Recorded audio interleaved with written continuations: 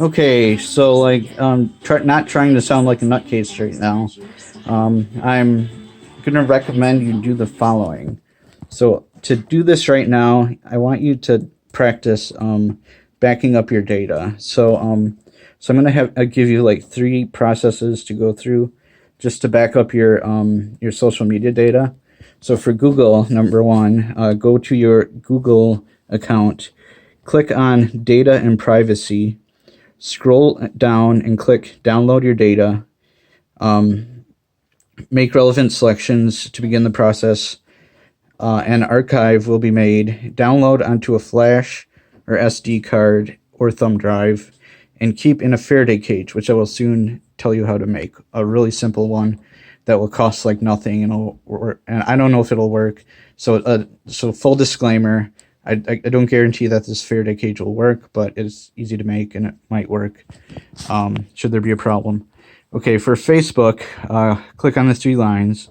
Click on Settings, click on Download Your Information, make your selections, click on Create File, save onto an SD card or thumb drive, store in a Faraday cage.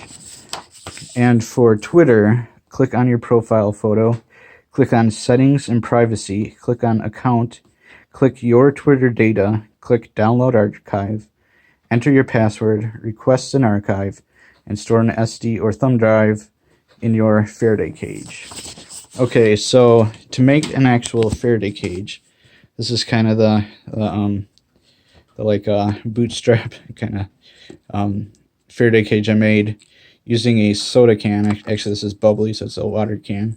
But the idea is to have a conductive surface that surrounds an insulated area in order to prevent any incoming radio waves or magnetic waves from actually damaging anything that's inside of it.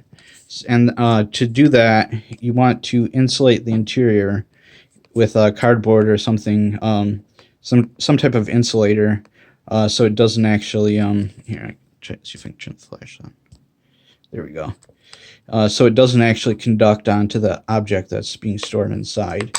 So while this I taped up with duct tape, you're going to have to use aluminum tape, which is a conductor, like HVAC tape, to go over the duct tape areas to actually fully block out the EMFs that it would be exposed to.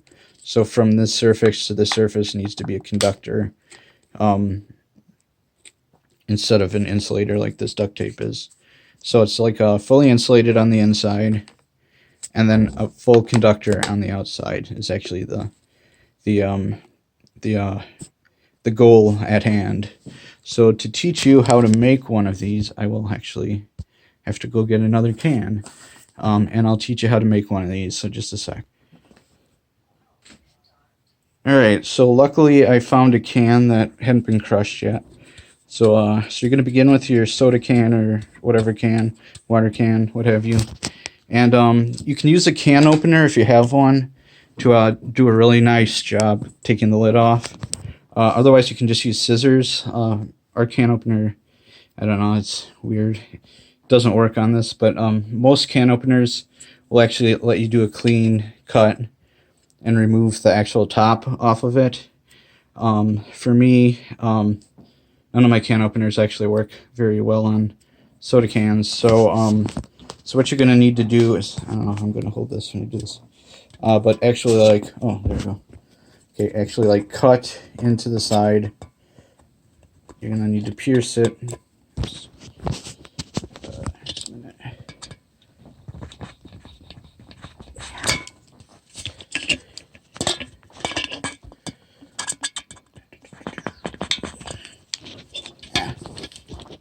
Trying to do this with your hands. Okay, there you go. So you get a good cut, good, yeah. So you put the hole in it, and then cut around the circumference until you remove the lid. Be very careful. Actually, you know what? I should be using gloves to do this, so I'm not. Sorry. Take a second. Okay, so you should be wearing protective gloves when you do this, because it's really easy to get cut on this aluminum when you cut the can. It's really sharp. So, so yeah, so this like freshly cut aluminum is like razor sharp. So wear gardening gloves or something, or like work gloves or something like that, just to be safe. We don't need any accidents. Okay, so then once you have your freshly cut sides of aluminum, it's obviously the can is going to have some water or something in it. So you're going to need to dry that out.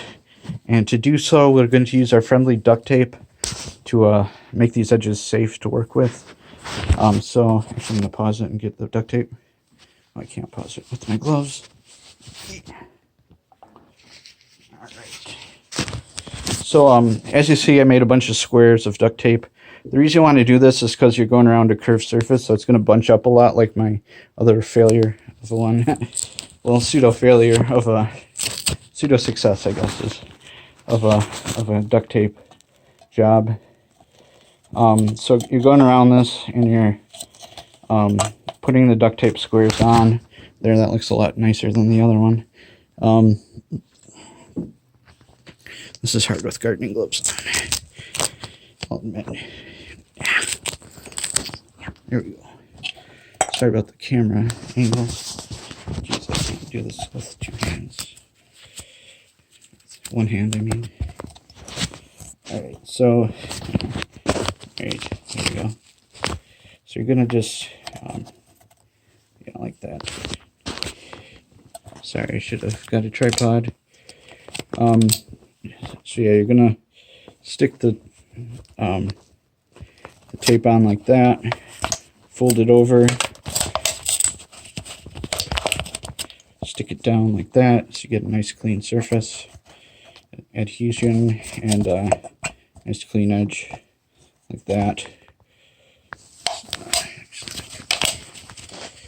So it's like, oh, and there comes the letter. Napkin on hand. So yeah, so you get a nice clean attachment surface, whatever you call it. Okay. So then going along with these squares of duct tape around the outside edge, and making it nice and safe to use. And there's another reason we're doing this is because we want the cardboard to adhere in there too. That's another story. So like going around like that, basically, that's what you're trying to accomplish. Still sticky. And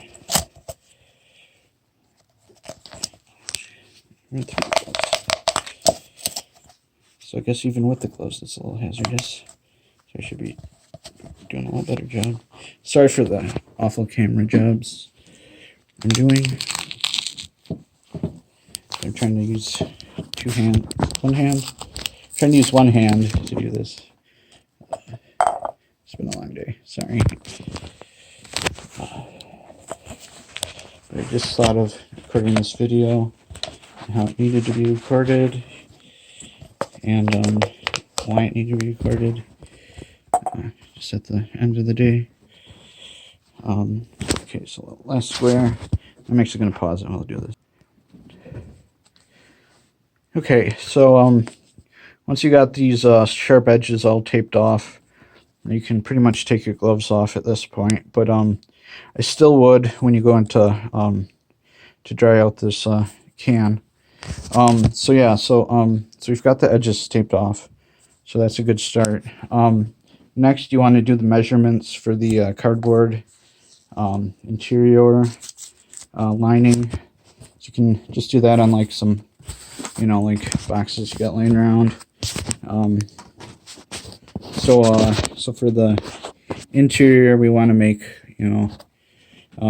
actually probably on the smaller side. So we want to make it like smaller side circumference. Yeah, on both the edges, or on both the lid and bottom. So we'll use the smaller circumference of the lid as a template. We'll go around. I don't know if I can hold this. I'll pause it quick. Okay, so we got the two circumferences, top and bottom of the can lids. So use that for those two. And then you want to measure the height of the can. And then you'll do like 3.5 lengths of it, or widths of the can, and that should be enough because of math or whatever. So so I'll do that quick, and then you'll see.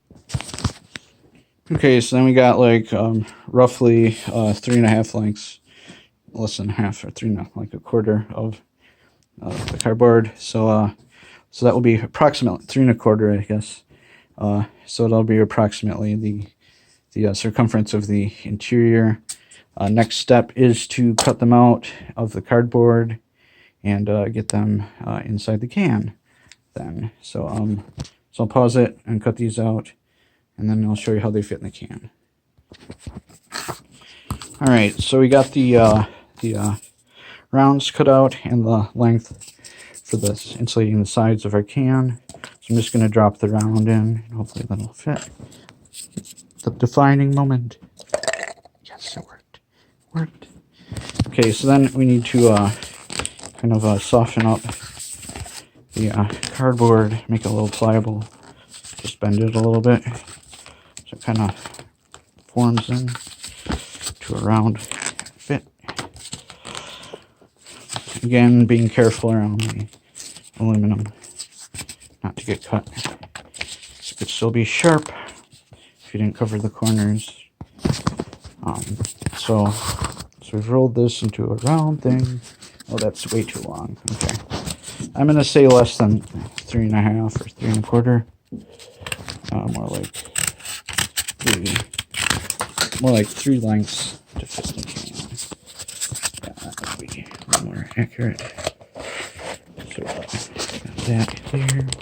Oop, not quite the height we need. Okay, so I'm gonna need to trim this down a little bit. So don't measure the entire length. You wanna we'll probably have to trim this down after you do this. Yeah, that's okay. That's what we've got scissors for. But yeah, you can see the cardboard's holding it up and stuff.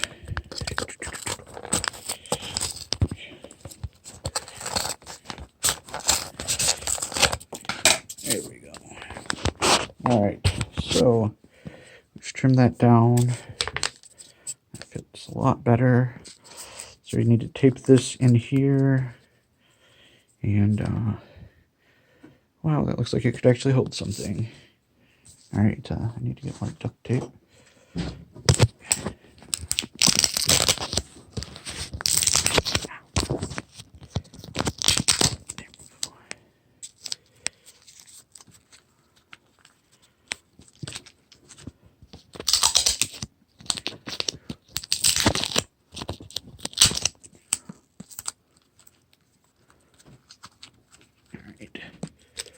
Could actually have full insulation from the can to have it somewhat holding. It's a little pathetic, but it'll work. Well, I can't guarantee that it will work. Just as a disclaimer, can't guarantee that these Faraday cages will work 100% of the time or ever. That they're, you know, your use is at your own risk. They haven't been tested, field tested, or anything like that. It's just based on the principle that a conductor surrounding an object will actually block out radio waves. You could try putting a radio receiver inside, and testing it on your own if you want to. This is kind of a survivalist kind of do-it-yourselfer project, so it's not guaranteed to work in the field professionally. Anyways, but it's a fun project. So So now that you've got your insulation all geared up, we can drop our electrically sensitive object inside. We've got the lid on now, so it's covered in a insulator, covered in a for the most parts, so in a conductor. So for the last part, we're going to take the aluminum tape. We're going to cover the entire area of the the seam in the can. So so there will be an entire layer blocking any like incoming leaks that would otherwise get past the can as it stands right now, because there's obviously a discontinuity in the whatchamacallit, the conductor surface. So we're going to extend the tape down past the duct tape and past the duct tape up here, so it's a nice continuous conductor all the way around. That way when some magnetic or electrical waves hit this thing, it will go all the way around as far as the conductor is concerned, and it will see it as an opaque object. So yeah, it's an object that the charge can float around on. So so I'll do that next, and I'll start the camera back up when I get done. Alright, now to be completely RF sealed, there has to be absolutely no seam left in the actual surface of the conductor. So this is a pretty good job. You just, aluminum tape over the thing. If you don't have aluminum tape, you can actually use aluminum foil over it and then tape it with like packing tape or whatever. It'll do the exact same thing. So so this is a good job.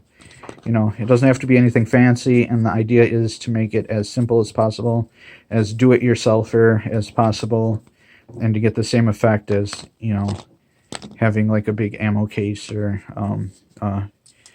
expensive like microwave box or something. I don't know whether you could use an old microwave too, by the way. Those are relatively, while they're somewhat leaky as far as different frequencies go, microwaves are also a good bet because they block the microwaves in, so you don't get irradiated with them. So but yeah, kind of a brilliant idea as a Faraday cage, isn't it? I mean, it's just a soda can. So yeah,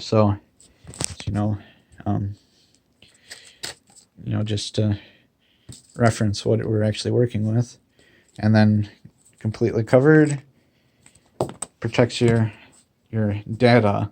I mean, you could fill this with SD cards, thumb drives, anything electrically sensitive. I mean, if you're a electronics person, you could fill it with transistors and LEDs and whatchamacallits, microcontrollers, that you're not using. What is the word? It sounds tip of my tongue. Oh God, why can't I think of that? The chips. I should know this word. I do know this word. The 555s and the audio amplifiers and the ICs. There we go. ICs. Yeah, that's what I was looking for. The IC chips. So yeah, just cool idea I came up with. So share it with your friends. Make this thing go viral. There's a solar storm coming up. So, if you're in the higher latitudes, you might get a little burst of radiation there from the sun. So, it's supposed to hit on, the 30th or 31st. So I just thought I'd make this little video, have this cool idea, come up with, saving your social media data and, storing it in a little time capsule. Who knows? You could bury it in your backyard or a wall or something, or in a gun safe, and just leave it there, for posterity. You're always going to be generating more social data, but, why not just, do a backup, you know, for history's sake. You know, like imagine like you back up all your social data, put it on, you know, they make bigger enough thumb drives nowadays, and you just back up all your social data, download it, put it in a Faraday cage, like lose it somewhere in an attic or something, and you know, like hundreds of years later, as people dig these up and find these all over the place, and they're like, what? They had like all this information. So yeah, it'd be like a treasure for an archaeologist. Be like better than like a King Tut mask, as far as, you know, like an insight into the psyche of the past, you know. So anyways, yeah. So I'll make of it what you will. I don't know. Maybe we can call it the Ellis cage or something. I don't know. Faraday cage. It's just a Faraday cage, but I don't know. I won't take credit for it. You know, it's Faraday cage. That's that simple. I don't know. So yeah. I just thought it was a cool idea. You know, the cardboard idea I got from this video on YouTube where they were using a big old garbage can, the big metal ones you get at the hardware store. And they lined it with cardboard, and they actually put a radio in, shut the lid on the garbage can, and the radio inside went to static. They actually had a radio playing inside of it. It was music, and then as soon as they shut the lid, and the seam was made, the radio went to static, so then you could tell it was a perfect Faraday cage. So, you know, that's a little idea you could, if you have like an MP3 player or something, you could stick in there and actually test it out, and see when you make contact that it's actually blocking out all the radio waves. But so yeah, another thing you can use for insulation I thought of was possibly a cling wrap or even like a garbage bag or something, just as insulation. It doesn't have to be cardboard. It's just got to be anything that is like insulation, basically, that electricity can't conduct through. So even duct tape, you could line it with duct tape. But cardboard is just easy to use, and it's, you know, a pretty good insulator. You know, nothing's going to, like, I don't know, maybe static, but other than that, maybe as a better idea, is to actually wrap your electronics in or put them into mylar bags, the kind that are used for storing electronics, and the pink poly anti-static stuff. That would probably be a really good idea if you wanted to preserve them against like any form of static buildup. I know if you're using like a thumb drive, you don't really think about that. But if you're thinking like on an SD card or something, it's going to have those contacts exposed. So that might actually get some static vulnerability going there. So yeah, so those are my thoughts on it, on the potential weaknesses of it, is that it would build up a lot of static on the cardboard inside. And of course there's the water damage potential too, but not really the case if you actually like seal it up with like HVAC tape like that or anything.